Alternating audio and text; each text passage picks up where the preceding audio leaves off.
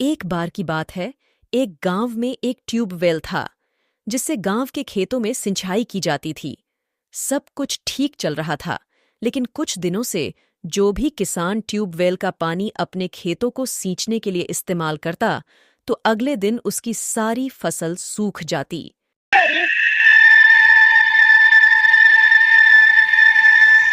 ये क्या? मैंने तो कल ही अपने खेत में बहुत सारा पानी डाला था, तो आज ये अचानक से ये सारी फसल सूख कैसे गई? फिर किसान को कुछ समझ नहीं आता। फिर वो परेशान होकर अपने घर चला जाता है। हमारी सारी फसल रातों रात सूख गई। पता नहीं ऐसा क्या हुआ। अब हमारे ऊपर बहुत सारा कर्ज हो गया है। हो सकता है हमें कर्ज उतारने के लिए अपना खेत बेचना पड़े। फिर अगले दिन ट्यूबवेल का पानी एक और किसान इस्तेमाल करता है और अपने खेतों में ट्यूबवेल का पानी डालता है। फिर अगले दिन देखता है कि उसकी फसल भी बर्बाद हो जाती है। इसी तरह देखते देखते बहुत से खेत बंजर हो जाते हैं। किसी को समझ नहीं आता कि पानी देने के बाद खेत कैसे सूख जाते हैं। फिर एक रात काजल परेशानी के कारण इधर उधर टहल रही होती हैं। तभी ट्यूबवेल के चलने की आवाज आती है। अरे ये क्या? इतनी रात है, ये ट्यूबवेल किसने चालू किया? फिर वो खिड़की से देखती है तो उसे एक औरत दिखाई देती है, जिसने सफेद साड़ी पहनी होती है और वो उस ट्यूबवेल में नहा रही होती हैं और वो उसकी शकल नहीं देख पाती। दया रे दया, ये कैसी औरत है जो रात गए इस ट्यूबवेल में इस तरह नहा रही है? मुझे अभी से वहाँ से भगाना होगा।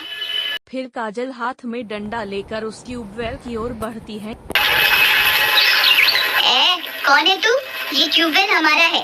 तेरी इतनी हिम्मत, इतनी रात गए इस ट्यूबवेल में नहा रही है? तुझे कोई शर्म हया है या नहीं? चल अभी के अभी इस ट्यूबवेल से बाहर निकल, नहीं तो एक डंडा मारूंगी, सब अकल ठिकाने आ जाएगी। फिर काजल हाथ में डंडा लेकर उस ट्यूबवेल की ओर बढ़ती है। काजल के चेतावनी देने के बाद भी वो औरत पानी से बाहर नहीं निकलती। अरे दया रे, कितनी बेशर्म औरत है। मेरे इतना बोलने के बाद भी इसे कोई फर्क नहीं पड़ रहा। अच्छी बात है, रुक, तुझे अभी सबक सिखाती हूँ। फिर काजल उसके ऊपर से वार करती है। उसके डंडा मारने के बाद वो औरत पानी के अंदर गायब हो जाती है। अरे नास मिट्टी, कहाँ चली गई, कहाँ छुप गई? कितनी देर पानी में छुपी रहेगी? सांस लेने के लिए बाहर तो तुझे आना ही पड़ेगा। मैं अभी देखती हूँ तू कितनी देर तक इस पानी के बाहर नहीं आती। फिर काजल डंडा लेकर उसके पानी से बाहर निकलने का इंतजार करने लगती है, लेकिन 20 मिनट होने के बाद भी वो औरत पानी से बाहर नहीं निकलती। अरे दया रे दया, ये तो बाहर ही नहीं निकली। कहीं पानी में डूबकर मर तो नहीं गई? हे भगवान, अब मैं क्या करूं? फिर डंडे को पानी के अंदर घुमाना शुरू करती है ताकि उस औरत का पता लग सके। अरे नास मिट्टी, कहाँ गायब हो गई? कहीं तेरे खून के जुर्म में पुलिस मुझे पकड़ कर ना ले जाए। फिर बहुत देर तक पानी में डंडा चलाने के बावजूद उस औरत की लाश नहीं मिलती। काजल डरते हुए अपने घर जाती है और रामू को पूरी बात बताती है। हे भगवान, ये क्या हो गया? कहीं तुमने उस औरत को जान से तो नहीं मार दिया? चलो हमें अपनी खेत पर जाना होगा। फिर वे दोनों खेत की तरफ जाते हैं और ट्यूबवेल में उस औरत की तलाश करने लगते हैं। वे दोनों ट्यूबवेल पर खड़े होकर डंडे से उस औरत को तलाशते हैं, लेकिन उस औरत का वहाँ कोई नामो निशान नहीं मिलता। अजी एक काम कीजिए, आप इस ट्यूबवेल के अंदर जाइए और उसकी तलाश कीजिए। रामू ट्यूबवेल के अंदर कूद जाता है और उस औरत को अपने पैरों से ढूंढने लगता है। फिर रामू पानी के अंदर जाकर उसकी तलाश करता है। काजल कुछ देर तक वही रामू का इंतजार करती रहती है, लेकिन रामू पानी से बाहर नहीं आता। काजल बहुत घबरा जाती है। अजी कुछ मिला आपको? अजी सुनते हो? अब आप कहाँ गए जी? हाँ जी सुनिए।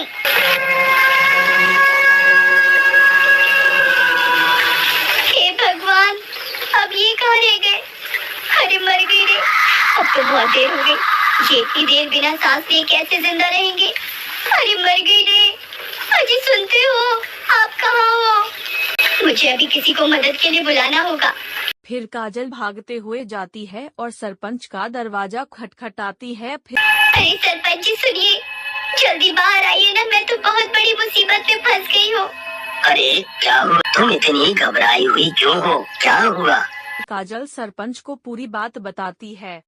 ऐसा कैसे हो सकता है? उस ट्यूबवेल की गहराई तो मात्र 4 फुट की है। भला उसमें कोई कैसे डूब सकता है? चलो मेरे साथ, मैं अभी देखता हूँ कि आखिर माजरा क्या है। फिर सरपंच अपने साथ कुछ गांव के लोगों को लेकर ट्यूबवेल की ओर चल देता है और कुछ ही देर में वे सब वहां पहुंच जाते हैं। जरा ट्यूबवेल में जाके देखो तो क्या गड़बड़ है।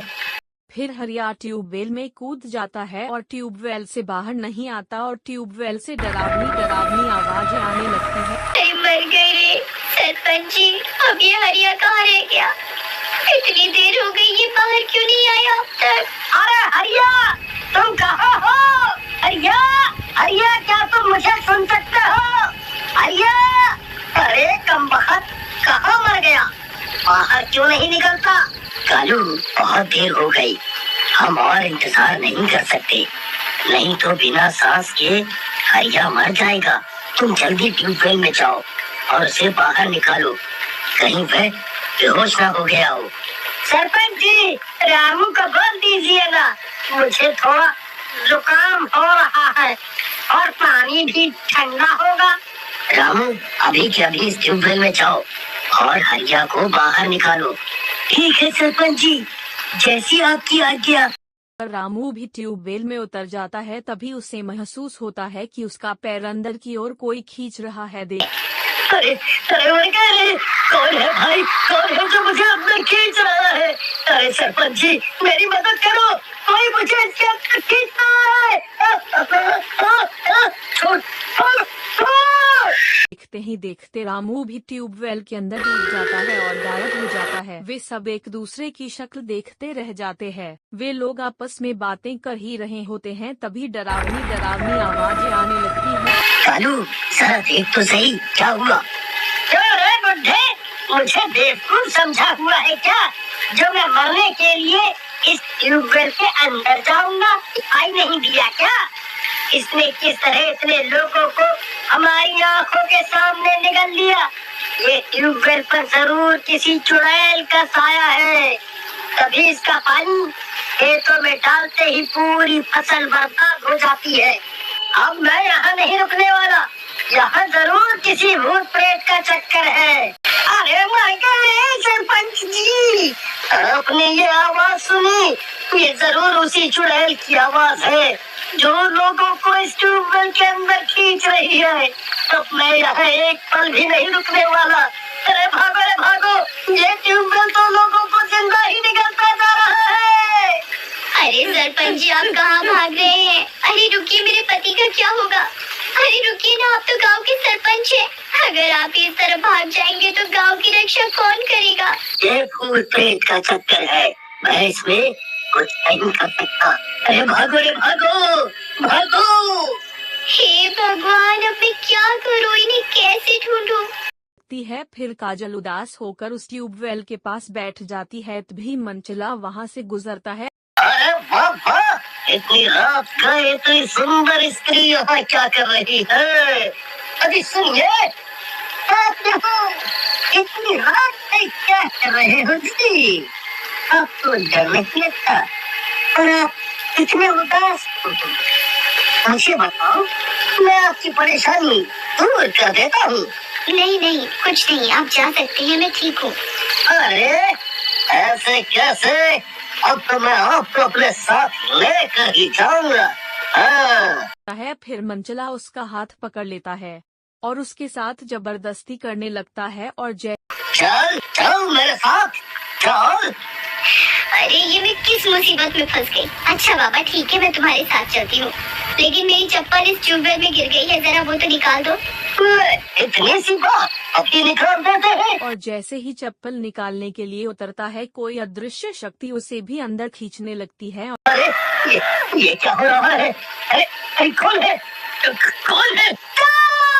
देखते ही देखते वो मंचला भी उसके अंदर समा जाता है। अगर आप अगला पार्ट देखना चाहते हैं तो प्लीज कमेंट में जरूर बताएं।